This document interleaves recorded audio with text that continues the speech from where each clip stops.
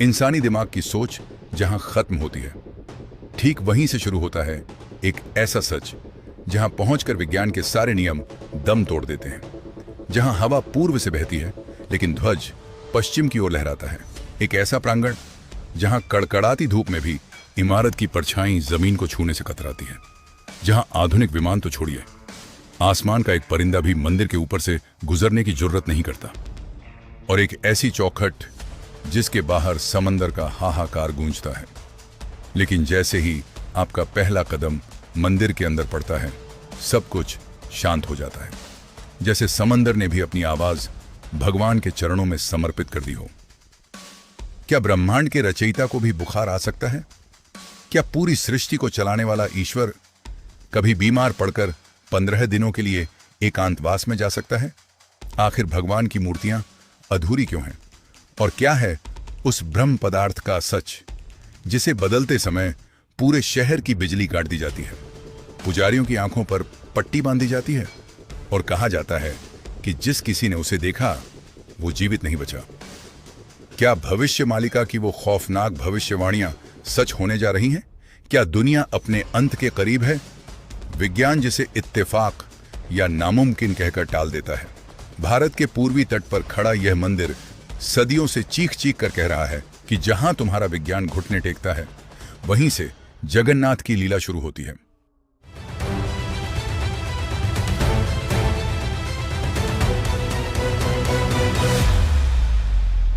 ओडिशा के पुरी तट पर स्थित नीलाचल पर्वत, एक ऐसा धाम जहां आज भी ब्रह्मांड के स्वामी भगवान जगन्नाथ के रूप में विराजमान है। लेकिन क्या आप जानते हैं कि लकड़ी से बनी भगवान जगन्नाथ, सुभद्रा और बलभद्र की इन मूर्तियों के पीछे एक ऐसा इतिहास और पौराणिक गाथा छिपी है जिसका सीधा संबंध द्वापर युग में श्री कृष्ण के देह त्याग और एक श्राप से है। गाथा शुरू होती है महाभारत के युद्ध के समापन से। युद्ध में अपने सभी 100 पुत्रों के मारे जाने के शोक में डूबी माता गांधारी ने श्री कृष्ण को उनके संपूर्ण यदुवंश के नाश का श्राप दे दिया। वर्षों बाद वह समय आया जब प्रभास क्षेत्र के वन में भगवान श्री कृष्ण एक वृक्ष के नीचे विश्राम कर रहे थे। जरा नामक शिकारी ने भूलवश श्री कृष्ण के पैर को मृग का मुख समझकर जहरीला तीर चला दिया। तीर लगते ही भगवान ने अपनी लीला समेटने का निर्णय लिया और देह त्याग कर दिया। कहा जाता है कि अग्नि श्री कृष्ण के संपूर्ण नश्वर शरीर को तो भस्म कर सकी, लेकिन उनका हृदय अनवरत धड़कता ही रहा। पांडवों ने इस अमर अवशेष को पिंड के रूप में समुद्र में प्रवाहित कर दिया। यह बहता हुआ पिंड उड़ीसा के पुरी तट पर पहुंचा, जिसे नीलमाधव के रूप में जाना गया। कई शताब्दी बाद मालवा के राजा इंद्रद्युम्न को स्वप्न में नीलमाधव के दर्शन हुए। राजा ने अपने पुरोहित के भाई विद्यापति को नीलमाधव की खोज में भेजा। विद्यापति ने शबर कबीले के राजा विश्ववसु की पुत्री से विवाह किया और छल से आंखें बंद करके उस गुप्त गुफा तक पहुंचा जहां विश्ववसु नीलमाधव की पूजा करते थे। लेकिन जैसे ही राजा इंद्रद्युम्न वहां पहुंचते हैं, नीलमाधव गायब हो जाते हैं। तभी आकाशवाणी हुई, हे राजन, उदास न हो, मैं अब इस रूप में प्रकट नहीं होऊंगा। समुद्र तट पर बहकर आई एक विशाल लकड़ी के रूप में प्रकट होऊंगा। तुम उसी से मेरी प्रतिमाओं का निर्माण करवाओ। राजा को समुद्र तट पर एक अलौकिक नियम का वृक्ष मिला, लेकिन अब सबसे बड़ी चुनौती सामने थी। उस दिव्य लकड़ी से मूर्तियां कौन गढ़ेगा? कोई भी साधारण छेनी हथौड़ी उस दिव्य लकड़ी को छू तक नहीं पा रही थी। तभी स्वयं देवशिल्पी विश्वकर्मा एक वृद्ध कारीगर के रूप में प्रकट हुए। उन्होंने एक कठिन शर्त रखी, मैं 21 दिनों में मूर्तियां बनाऊंगा, लेकिन काम एक बंद कमरे में होगा। यदि इन 21 दिनों से पहले किसी ने भी दरवाजा खोला तो मैं उसी क्षण काम अधूरा छोड़कर चला जाऊंगा। 14 दिन बीते, छेनी और हथौड़ी की आवाजें आ रही थीं, लेकिन 15वें दिन कमरे के भीतर से अचानक पूर्ण सन्नाटा छा गया। कई घंटों तक कोई आहट न पाकर रानी गुंडचा घबरा गईं। उन्हें लगा कि वृद्ध कारीगर की मृत्यु हो गई है। उन्होंने राजा से हट करके दरवाजा खुलवा दिया। दरवाजा खुला, लेकिन अंदर कोई कारीगर नहीं था। सामने थीं 3 अधूरी काठ की मूर्तियां, भगवान जगन्नाथ, उनके भाई बलभद्र और बहन सुभद्रा। राजा अपनी इस भूल पर रो पड़े। तभी आकाशवाणी हुई, हे राजन, दुखी मत हो, यह मेरी ही इच्छा थी। मैं इसी अधूरी अवस्था में पूरी दुनिया का उद्धार करूंगा। यह रूप इस बात का प्रमाण है कि ईश्वर आकार में नहीं बल्कि निराकार भाव में बसता है। राजा इंद्रद्युम्न उन अधूरी मूर्तियों को ही पूरी श्रद्धा के साथ स्वीकार करते हैं। इसके बाद भगवान जगन्नाथ, बलभद्र और सुभद्रा की उन दिव्य विग्रहों को भव्य मंदिर में स्थापित किया जाता है और ब्रह्मदेव व नारद जी की उपस्थिति में इन अधूरी मूर्तियों की प्राण प्रतिष्ठा होती है।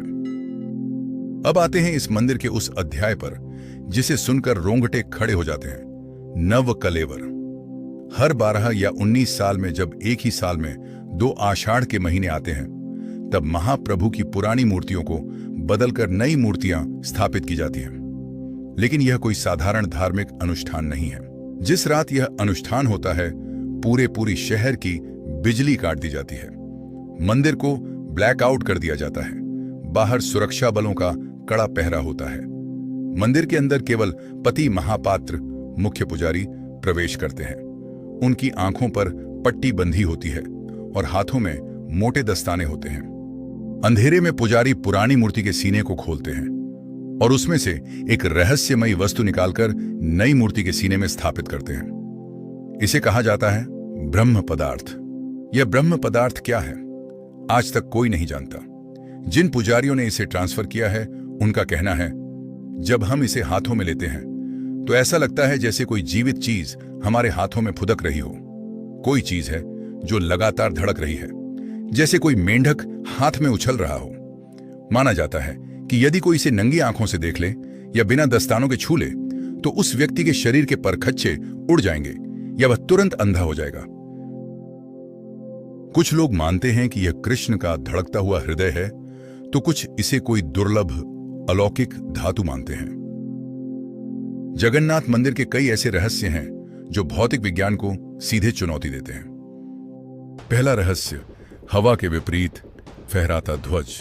सामान्यतः कपड़ा या ध्वज उसी दिशा में फहराता है जिस दिशा में हवा बहती है, लेकिन जगन्नाथ मंदिर के मुख्य शिखर पर लगा ध्वज यानी पतित पावन बाणा हमेशा हवा की दिशा के ठीक विपरीत फहराता है। मंदिर के पुजारी रोज शाम को लगभग 214 फीट ऊंचे शिखर पर बिना किसी सुरक्षा कवच या रस्सी के चढ़कर इस ध्वज को बदलते हैं। मान्यता है कि यदि यह नियम एक दिन भी छूट जाए तो मंदिर अगले 18 वर्षों के लिए बंद करना पड़ेगा। दूसरा रहस्य, मंदिर की परछाई का दिखाई न देना। मंदिर का मुख्य शिखर बेहद विशाल और ऊंचा है। किसी भी इमारत की परछाई दिन में सूर्य की रोशनी के अनुसार जमीन पर पड़ती है, लेकिन जगन्नाथ मंदिर की परछाई दिन के किसी भी समय जमीन पर नहीं दिखाई देती। विज्ञान और वास्तुशास्त्र के विशेषज्ञ भी इसके सटीक कारण की व्याख्या नहीं कर सके। तीसरा रहस्य, सिंहद्वार में प्रवेश करते ही समुद्र की आवाज का गायब होना। जगन्नाथ मंदिर बंगाल की खाड़ी के पास स्थित है और मंदिर के मुख्य द्वार यानी सिंहद्वार के बाहर खड़े होकर समुद्र की लहरों की तेज गर्जना स्पष्ट सुनाई देती है। लेकिन जैसे ही आप सिंहद्वार के अंदर एक कदम रखते हैं, समुद्र की आवाज अचानक पूरी तरह से गायब हो जाती है। जैसे ही आप वापस बाहर कदम रखते हैं, लहरों का शोर फिर से सुनाई देने लगता है। लेकिन क्या आप जानते हैं कि समुद्र की गर्जना गायब होने के पीछे का आध्यात्मिक रहस्य क्या है? पौराणिक कथाओं के अनुसार समुद्र की लहरों के शोर से महाप्रभु के विश्राम में बाधा आती थी। तब जगन्नाथ जी ने अपने परम भक्त श्री हनुमान को इस शोर को रोकने की जिम्मेदारी दी। हनुमान जी ने वायु रूप धारण कर समुद्र की आवाज को मंदिर के बाहर ही बांध दिया। लेकिन जब हनुमान जी प्रभु श्री राम के दर्शन के लिए अयोध्या जाते तो समुद्र का शोर फिर मंदिर में आने लगता। तब महाप्रभु जगन्नाथ ने हनुमान जी को मंदिर की सुरक्षा में सदा उपस्थित रखने के लिए उनके हाथों और पैरों में स्वर्ण बेड़ियां बांध दी और उन्हें समुद्र तट पर स्थापित कर दिया। यही कारण है कि पुरी में आज भी हनुमान जी बेड़ी हनुमान यानी चक्र हनुमान के रूप में पूजे जाते हैं। चौथा रहस्य, नील चक्र का ऑप्टिकल इल्यूजन। मंदिर के सर्वोच्च शिखर पर लगभग 20 फीट का विशाल सुदर्शन चक्र यानी नील चक्र स्थित है, जिसका वजन 1 टन से अधिक है। इस चक्र की खासियत यह है कि आप पूरी शहर में किसी भी कोने से या मंदिर के किसी भी दिशा से खड़े होकर इसे देखें, आपको ऐसा ही महसूस होगा कि चक्र का मुंह आपकी ओर ही है। पांचवा रहस्य, पक्षियों और विमानों का न उड़ना। सामान्यतः बड़े मंदिरों या ऊंची इमारतों के गुंबद पर पक्षी बैठे हुए दिखते हैं, लेकिन जगन्नाथ मंदिर के शिखर के ऊपर से न तो कभी कोई पक्षी उड़ता दिखता है और न ही कोई पक्षी इसके गुंबद पर बैठता है। इसके साथ ही इस मंदिर के ठीक ऊपर से कोई हवाई जहाज या हेलीकॉप्टर भी नहीं गुजरता। छठा रहस्य, महाप्रसाद, मां लक्ष्मी की अलौकिक रसोई। जगन्नाथ मंदिर का आनंद बाजार दुनिया की सबसे बड़ी रसोई है, जहां 500 रसोइये और 300 सहयोगी मिलकर चूल्हे पर खाना बनाते हैं। यहां खाना पकाने का तरीका हैरान करने वाला है। एक के ऊपर एक 7 मिट्टी के बर्तन रखे जाते हैं। थर्मल डायनामिक्स के अनुसार आग के सबसे नजदीक जो बर्तन होगा, खाना पहले उसमें पकेगा। लेकिन यहां सबसे ऊपर वाले 7वें बर्तन का खाना सबसे पहले पकता है और सबसे नीचे वाले बर्तन का खाना सबसे बाद में। यहां रोज 20,000 से लेकर कभी कभी 5 लाख लोग अचानक आ जाते हैं, लेकिन महाप्रसाद न तो कभी एक दाना कम पड़ता है और न ही कभी बर्बाद होता है। मंदिर का कपाट बंद होते ही बचा हुआ प्रसाद अपने आप समाप्त हो जाता है। इसे पकाने वाली कोई इंसानी ताकत नहीं, बल्कि स्वयं भगवान जगन्नाथ और माता लक्ष्मी इसका जिम्मा संभालते हैं। अब आते हैं यम द्वार और यमशिला के रहस्य पर आगे बढ़ने से पहले अगर आपको वीडियो अच्छी लग रही है तो चैनल को सब्सक्राइब और लाइक करें और कमेंट में जय जगन्नाथ जरूर लिखें। मंदिर के सिंह द्वार से अंदर प्रवेश करते ही आती है 22 पवित्र सीढ़ियां, जिन्हें कहा जाता है 22 पहाज। इन 22 सीढ़ियों में से सबसे पहली और मुख्य मान्यता जुड़ी है नीचे से तीसरी सीढ़ी से, जिसे यमशिला कहा जाता है। पौराणिक कथाओं के अनुसार जब पुरी का जगन्नाथ मंदिर बना तो यहां आने मात्र से पापी व्यक्ति के पाप भी नष्ट होने लगे। यमलोक खाली होने लगा और यमराज का न्याय चक्र ठप पड़ गया। चिंतित होकर यमराज स्वयं महाप्रभु के सामने पहुंचे और न्याय के संतुलन की गुहार लगाई। तब महाप्रभु ने मुस्कुराते हुए नीचे से तीसरी सीढ़ी यानी यमशिला यमराज को सौंप दी और कहा कि दर्शन के लिए मंदिर के अंदर जाते समय इस तीसरी सीढ़ी पर पैर रखने से यमराज के बही खाते से जन्मों जन्म के पाप मिट जाएंगे, परंतु जो भी दर्शन करके बाहर लौटते समय इस सीढ़ी पर पैर रखेगा उसके सारे पुण्य नष्ट हो जाएंगे और उसे यमलोक की यातना सहनी ही पड़ेगी। इसी यात्रा में आगे बढ़ते हुए आती है 14वीं सीढ़ी, जिसे आध्यात्मिक ग्रंथों में यमद्वार की संज्ञा दी गई है। 14 की संख्या यमराज के 14 स्वरूपों का प्रतीक है। कहा जाता है कि इस 14वीं सीढ़ी को लांघते ही भक्त यमराज के अधिकार क्षेत्र से मुक्त होकर सीधे महाप्रभु जगन्नाथ के दिव्य प्रांगण में प्रवेश कर जाता है, जहां एक ओर यह धाम इंसान को मोक्ष की ओर ले जाता है, वहीं दूसरी ओर यहां एक ऐसा अलौकिक दृश्य भी देखने को मिलता है जो पूरी दुनिया में कहीं और नहीं दिखता। ब्रह्मांड के रचयिता स्वयं महाप्रभु जगन्नाथ हर साल इंसानों की तरह बीमार पड़ते हैं। जी हां, आपने सही सुना। ज्येष्ठ पूर्णिमा के दिन भगवान जगन्नाथ, बलभद्र और सुभद्रा को 108 कुओं के शीतल और सुगंधित जल से स्नान कराया जाता है। इसे स्नान यात्रा कहते हैं। अत्यधिक स्नान के कारण महाप्रभु इंसानी रूप की भांति बीमार पड़ जाते हैं। उन्हें तेज बुखार आ जाता है। इसके बाद अगले 15 दिनों के लिए मंदिर के कपाट पूरी तरह बंद कर दिए जाते हैं। इस काल को अनासरा कहा जाता है। इन 15 दिनों में भगवान को कोई 56 भोग नहीं चढ़ाया जाता। केवल राजवैद्य द्वारा तैयार जड़ी बूटियां, काढ़ा और 10 मूल का भोग लगाया जाता है। भगवान का इलाज होता है। उन्हें तेल और चंदन की मालिश की जाती है। 15 दिन के इस एकांतवास के बाद जब महाप्रभु पूरी तरह स्वस्थ होते हैं तो वे अपनी प्रजा का हाल चाल जानने स्वयं मंदिर से बाहर आते हैं, जिसे पूरी दुनिया विश्व प्रसिद्ध जगन्नाथ रथ यात्रा के नाम से जानती है। अब बात करते हैं उस सबसे बड़े और अकाट्य सच की जो भविष्य के पन्नों में दर्ज है, भविष्य मालिका।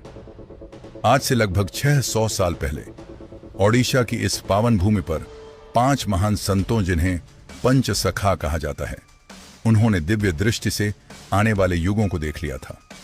इन संतों में प्रमुख संत अच्युतानंद दास ने भविष्य मालिका की रचना की, जिसमें कलयुग के अंत, महाप्रलय और दुनिया के पुनर्जन्म के हैरान कर देने वाले संकेत दिए गए हैं। उन्होंने ताड़ के पत्तों पर हजारों पंक्तियां लिखी। इनमें केवल भारत ही नहीं बल्कि पूरी दुनिया के विनाश, जलवायु परिवर्तन, महामारियों और एक नए युग सतयुग के आगमन की सटीक भविष्यवाणियां थीं।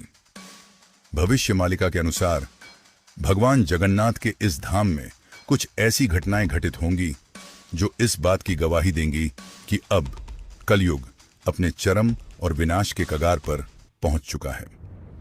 भविष्य मालिका के अनुसार विनाश का पहला संकेत मंदिर के शिखर से मिलेगा। ध्वज का संकेत। जब मंदिर का पतित पावन बाणा यानी पवित्र ध्वज बिना किसी कारण बार बार उलझेगा या कटेगा तो समझ लीजिए कि प्रकृति अपना संतुलन खोने वाली है। नील चक्र पर पक्षी। जब जगन्नाथ मंदिर के शिखर पर लगे इस नील चक्र पर गिद्ध या चील आकर बैठने लगेंगे, तब धरती को महामारी, अकाल और युद्ध जैसी भयावह आपदाएं घेर लेंगी।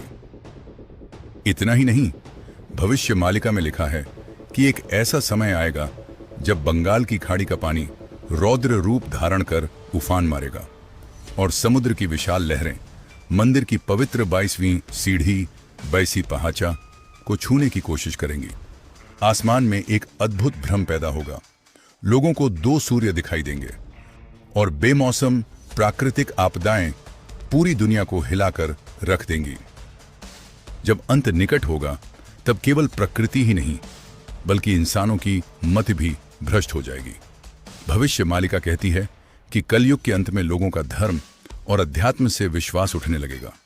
जिस महाप्रसाद को पाने के लिए देवता भी तरसते हैं, उस अति पवित्र महाप्रसाद में लोगों की अरुचि और अनादर बढ़ने लगेगा।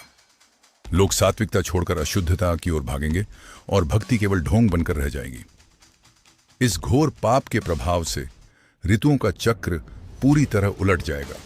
बिना बारिश के महाबाढ़ आएगी, कड़ाके की धूप में भयंकर ठंड पड़ेगी और धरती पर ऐसे अज्ञात रोग फैलेंगे जिनका इलाज दुनिया के बड़े से बड़े डॉक्टर और वैज्ञानिक मिलकर भी नहीं खोज पाएंगे। और फिर आएगा इस मालिका का सबसे डरावना दौर, महाप्रलय का वह समय जब पूरी पृथ्वी पर लगातार 3 दिनों और 3 रातों तक पूर्ण अंधकार छाया रहेगा।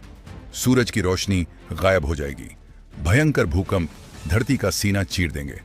मालिका कहती है कि इस भयावह अंधकार में केवल वही लोग जीवित रह पाएंगे जिनकी भगवान में निष्ठा और अटूट आस्था होगी।